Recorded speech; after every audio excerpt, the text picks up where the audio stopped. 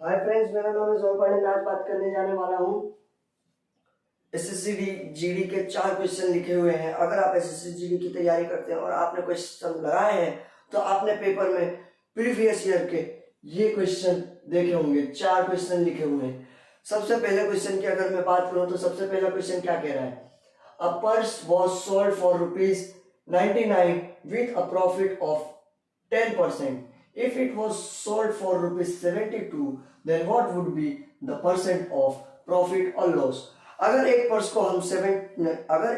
को हम 99 रुपीज में बेच रहे हैं 10% मुनाफे के साथ, तो बताइए 72 रुपीज में बेचेंगे तो कितना नुकसान या फायदा हमको होगा परसेंटेज पे बताइए। तो जैसे कि हम देख सकते हैं 10% मुनाफे पे बेच रहा है और 99 रुपए पे बेच रहा है। 10% मुनाफे के साथ 99 रुपए पे बेच रहा है, तो 10% को हम फ्रैक्शन की वैल्यू में लिख सकते हैं 1/10 लिख सकते हैं। 10% को 10 डिवाइड बाय 100, 0 से 0 कट हो जाएगा, 1/10 बचेगा। तो हम इसको ऐसे लिख सकते हैं 10% को। अब हम इसको यूनिट में बात करेंगे तो सबसे पहले इसको हम 10 यूनिट मान लेते हैं, ऊपर वाले को 1 यूनिट। तो ये जो 10 यूनिट है ये हमारा सीपी रहा होगा और ये जो 1 यूनिट है ये हमारा प्रॉफिट है। अब हम यूनिट में बात कर लेंगे तो अगर हम प्रॉफिट के साथ बेच रहे हैं तो कितना यूनिट हो जाएगा? 10 + 1 हमारा हो जाएगा 11 यूनिट। पर उसने बोला है 11 यूनिट नहीं 99, तो उसने जो रुपीस दिया है वो रुपीस कितना दिया है? 99 दिया है। तो 99 को हम 11 से काटेंगे, 1 यूनिट की वैल्यू निकालेंगे। 1 यूनिट की वैल्यू निकालेंगे तो क्या आ जाएगा? हमारा 9 आ जाएगा। उसी तरीके से हम पहले कॉस्ट प्राइस निकालेंगे उसकी। तो कॉस्ट प्राइस निकालेंगे तो कॉस्ट प्राइस कितना हो जाएगा? 1 की वैल्यू 9 है तो 10 की वैल्यू 90 हमारा हो जाएगा। 10 की वैल्यू हमारी हो गई 90। अब उसने बोला है कि इसको 72 रुपीज में बेचेंगे, ना कि इसको हम 90 रुपीज में बेचेंगे। तो 72 रुपीज में जब हम बेचेंगे तो बताओ फायदा या नुकसान कितने परसेंटेज में होगा? तो 72 रुपीज में बेच रहे हैं तो इसमें कितने रुपए का घाटा हो रहा है? दिख रहा है हमारे कॉस्ट प्राइस से कम में बिक रहा है, 72 रुपीज में बिक रहा है, तो कितने का घाटा होगा? तो हमारा घाटा होगा, इसको माइनस कर दो, 90 में से 72 को माइनस कर दोगे तो 18 रुपए का हमारा लॉस हो रहा है। पर इसने पूछा है पैसे में नहीं, हमको बताओ परसेंटेज में कितना लॉस हो रहा है। तो हम बताएंगे 18 रुपए का लॉस हो रहा है। किस पे हो रहा है? कॉस्ट प्राइस पे हो रहा है। तो कॉस्ट प्राइस इसके नीचे लिख देंगे। कॉस्ट प्राइस हो गया 90। अब हमें निकालना है परसेंटेज में, तो गुणा कर देंगे 100 से। 18 से ये 5 बार चला गया, 5 से ये 20 बार चला गया, और ये जो 20 है हमारा, ये कितना हमारा 20% लॉस आया। ये हमारा आंसर हो गया। उसी तरीके से हम दूसरा क्वेश्चन देखते हैं। A retailer wants to sell an item for ₹2,700 after granting a 10% discount. What is the mark price of the item? एक रिटेलर है, अपना सामान बेचना चाहता है 2,700 रुपए में डिस्काउंट देने के बाद, तो बताओ उसकी मार्क प्राइस क्या रही होगी। तो ये हमारा कितना परसेंटेज दिया गया है? डिस्काउंट 10% डिस्काउंट दिया गया है। तो 10% डिस्काउंट दिया गया है तो 10% को हम फ्रैक्शन वैल्यू में लिख सकते हैं 1/4 नहीं 1/10, 1/10 लिख सकते हैं। इसमें प्रॉफिट दिया गया था, बाजू वाले में प्रॉफिट दे रहे थे, तो ये जो यूनिट है हमारा, जो नीचे वाला यूनिट है ये हमारा मार्क प्राइस हो गया, और ऊपर जो 1 यूनिट है ये इसमें 10 यूनिट में डिस्काउंट दे देंगे। क्या दे देंगे? डिस्काउंट दे देंगे। तो हमारा आ जाएगा 9 यूनिट। अब इसने बोला है 9 यूनिट नहीं है भाई, हमारा जो वो रुपीज में है, हमारा वो रुपीज में कितना है? 2700 है। तो 2700 है तो इसको हम 1 यूनिट की वैल्यू निकाल लेंगे। 1 यूनिट की वैल्यू कितनी आ जाएगी? 9 से काटेंगे तो 1 यूनिट की वैल्यू आ जाएगी हमारी 300। और उसने बोला है 1 यूनिट की वैल्यू नहीं, हमें बताओ मार्क प्राइस क्या रहा था। तो मार्क प्राइस क्या रहेगा, तो 10 यूनिट का, 10 यूनिट हमारा मार्क प्राइस है, तो 10 यूनिट का वैल्यू क्या रहा होगा, तो 10 यूनिट का वैल्यू हमारा रुपीज में बात कर रहे हैं तो 1 यूनिट का 300 है, तो 10 यूनिट का कितना होगा, तो 3000 रुपये हो गए।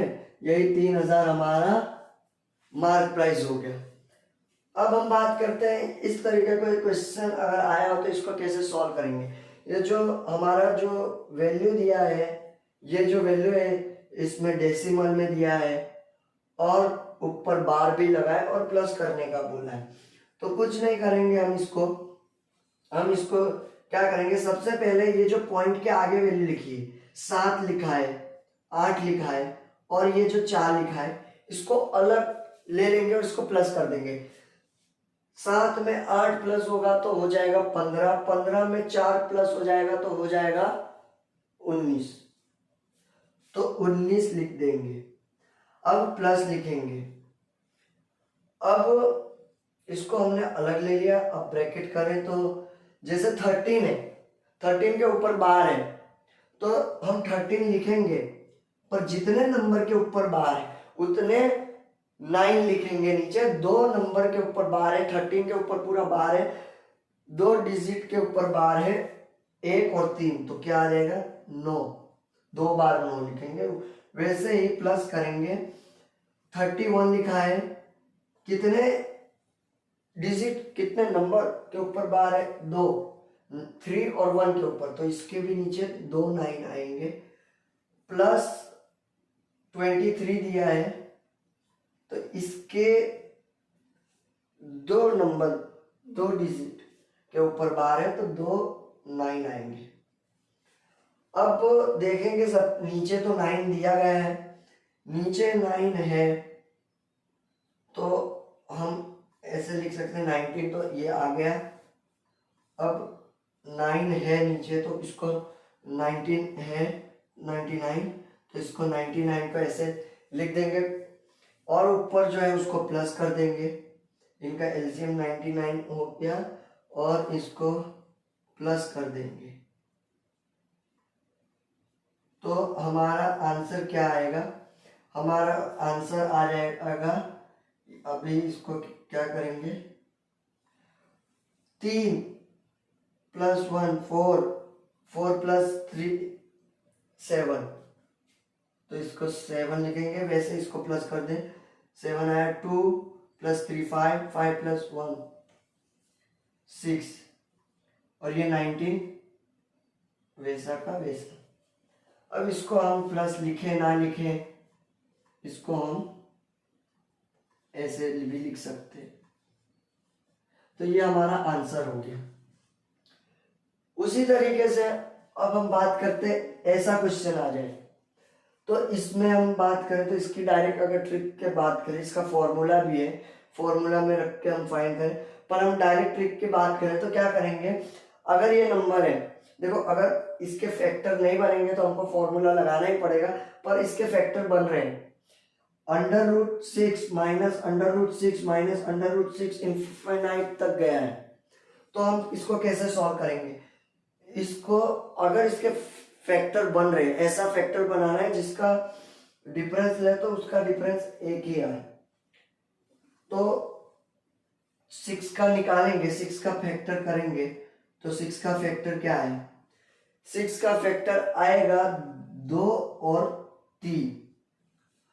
अब देखो अगर हमारा इधर माइनस की वैल्यू है तो हमारी छोटी संख्या लेंगे, और अगर यही क्वेश्चन में प्लस की वैल्यू दे देता तो हम बड़ी वैल्यू लेते हैं। जो 2 फैक्टर निकाले हैं वो फैक्टर में एक नंबर छोटा होगा उस जो दूसरे फैक्टर से, तो जो नंबर छोटा है उसको हम डायरेक्ट आंसर लिख देंगे। इसका आंसर हो गया 2 × 3 हमारा 6 हुआ ना, तो 2 जो फैक्टर आया ऐसा फैक्टर निकालना है कि वो उसका डिफरेंस 1 हो, और अगर इसी के जगह प्लस दे दिया होता तो हमारा आंसर होता 3, पर माइनस है तो हमारा आंसर हो जाएगा 2।